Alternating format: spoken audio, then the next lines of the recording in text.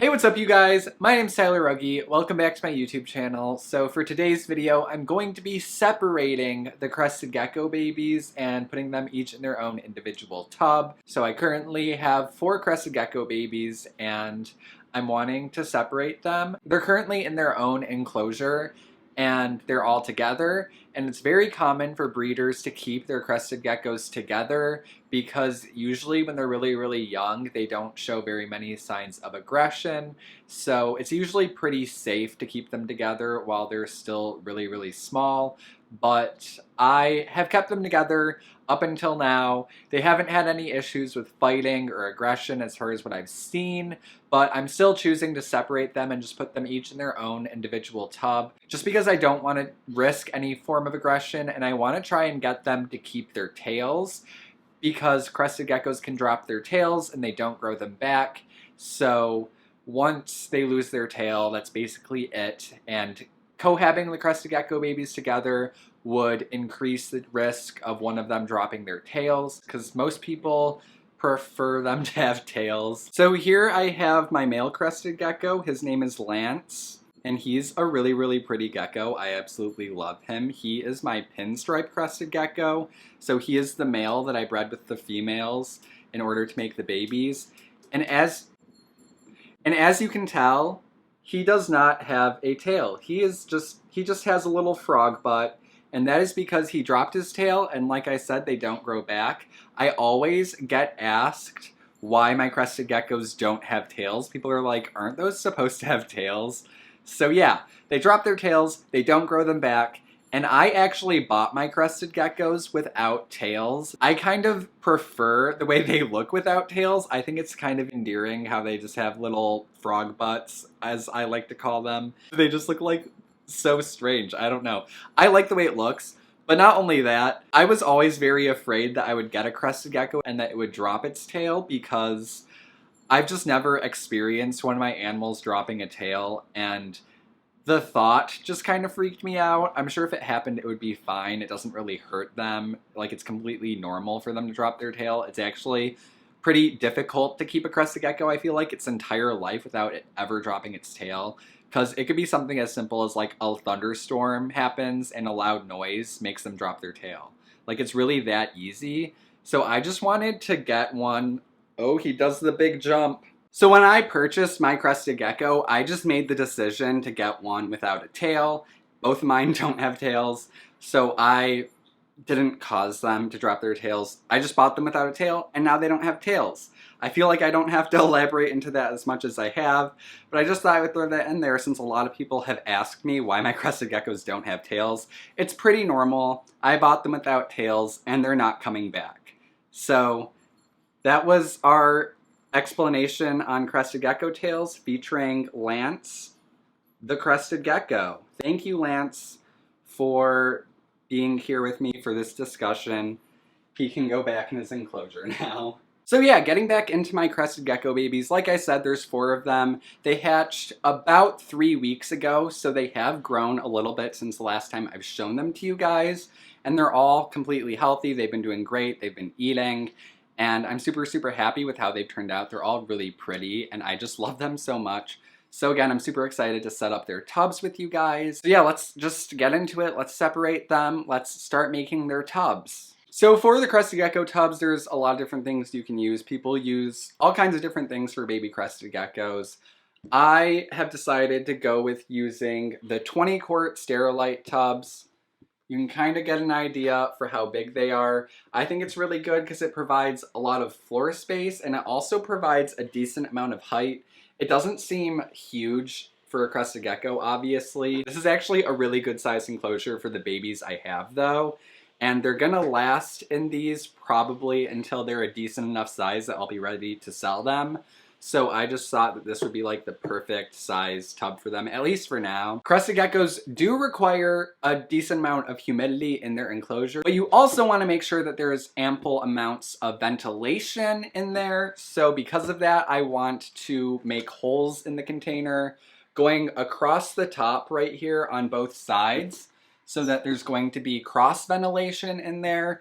And because there isn't going to be a screen top or anything, the plastic lid is going to hold in enough humidity for them, but the holes that I create on the side will create enough airflow that they're gonna get enough airflow and it's not gonna get too humid in there for them. A lot of people like to drill holes into plastic tubs when they're using bins and stuff for reptiles, and drilling holes is completely fine. It works. But what I prefer to do, I like to get a wood burner, which looks like this, and you can get it from Michael's for like $18, and if you use a coupon, it's only like 10 bucks. It's really cheap. And it's perfect for melting holes into plastic tubs for ventilation. It's like the perfect size to create just the right sized holes, I feel like. And it's a lot easier for me to just melt holes as opposed to drilling them. And I don't have to worry about cracking the containers or anything like that. So I just like to do this. It's cheap, and for me it's just a lot easier, especially when I have to do a ton of holes in a ton of different tubs really fast. But again, if you want to drill holes, that's fine. And what's also good about being able to drill holes is you can have more control over the size of the hole if you want smaller holes. I'm gonna go ahead and melt some ventilation holes into here, and then we're gonna be back and we're gonna go set up the tubs. So here we have the tub. As you can see, we have the ventilation holes up on both of the sides. So the first thing we're gonna do is the substrate. What I like to use for the babies is just paper towel, which you can use for adult crested geckos as well.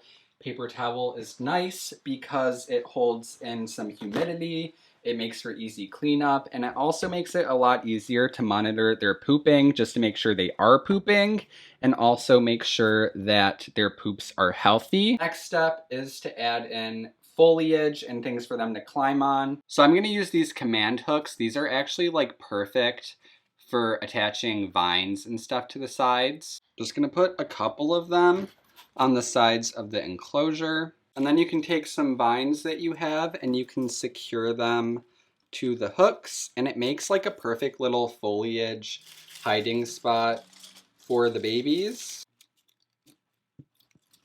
I'm also just gonna put a little hide on the bottom just in case they want to use it. Also gives them something good they can climb on. Another really good thing you can use is a paper towel tube. This again gives them something they can hide in, also something that they can climb on. And then I'm going to just add a couple more of the hooks and also add some more vines in there. And so this is basically what the setup is going to look like. As you can see, they have the tube, they have a hide, and they have a decent amount of foliage to cover it up. Again, paper towel for substrate, and then the only thing that's really left is to add the food dish, which I'm gonna add right before I add the geckos into here, so we'll get to that later. But first, we have 3 more enclosures to set up, so let's get to it.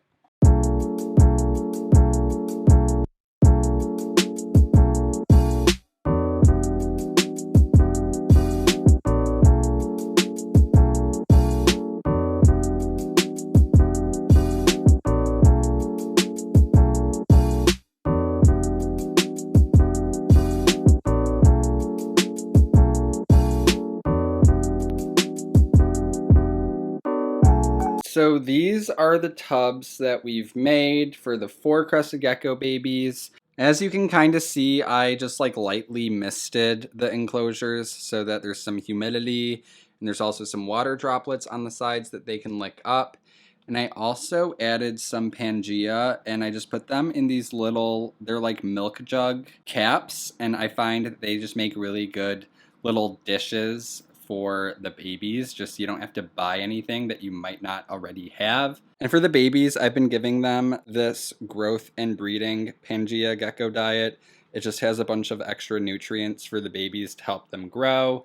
And I also just added a little bit of calcium into them just to add some extra calcium. And now it is finally time to add them. All right, so I just transferred all of the crested gecko babies into their own individual containers. I did not actually film the moving process because I needed to put all of my focus onto grabbing them and being gentle and safely transferring them over because they're really fast and really fragile and small. So I didn't want to deal with obviously trying to film it and also transfer them. It was just a lot. So I just went ahead and did it. I'm sorry that I didn't get the footage. They made it okay.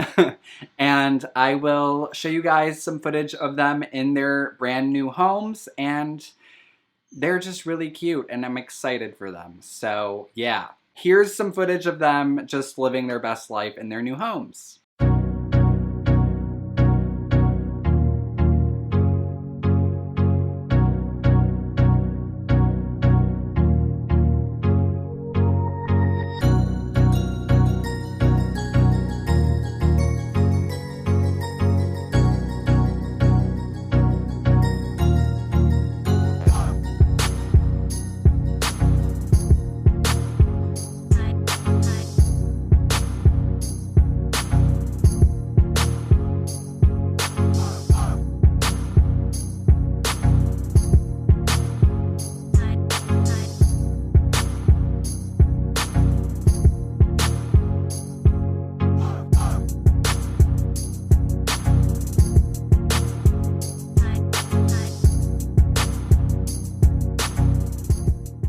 So I hope you guys enjoyed me setting up my Crested Gecko containers and separating the babies. They're so cute and I'm so excited to watch them continue to grow. So I hope you guys enjoyed it. If you did, make sure to give it a big thumbs up. Subscribe to my channel. I post videos every week. Also, make sure to check out my vlog channel that will be linked down in the description below, along with all my other social media links. Check out my Twitter and Instagram because it's pretty cool over there too. Not that my YouTube channel is cool at all. Very bold of me to even say that. But check them out anyways. I'm really good at convincing people to follow me on my social media.